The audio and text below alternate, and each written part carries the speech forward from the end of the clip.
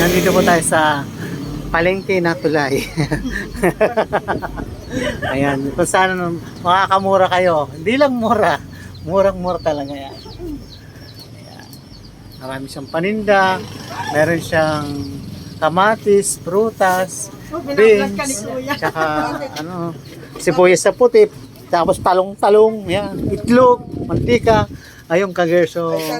Di nilang tira sa Lokba sa may harap ng police station sa may tindahan na tulay. Yan. Ano ba? Shout out ate. Sabihin niyo po yan, no? Ano? Yung mga tindera ay magaganda. Ayun, siya nagsabi yun. Yung tindera ay magaganda. May saltik minsan. Oh, may saltik minsan, may tuyo, may suka, may patis. Madam Pichay. Ayun. Tara, girls, tingnan natin yung mga paninda ni ate. Yan. Meron siyang refrigerator. Yan. Ayan, makikita nyo. Chicken lang po. Dito yan, no? Sa tindahan na tulay. Ayan.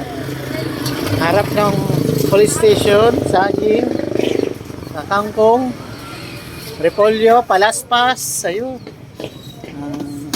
Dahon na hilaw na kinakain. Anong tawag dito?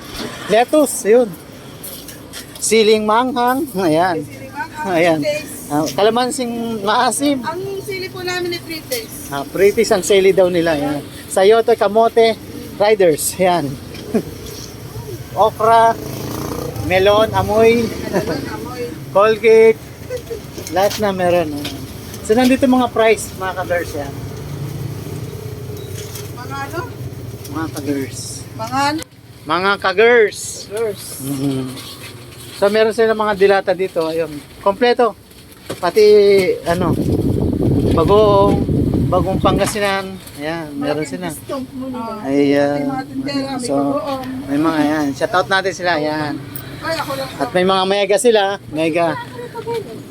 May sopas din. Munggo. Lahat meron na. Oo. Ayan. So yun lang ka-girls. Bye-bye. Good morning.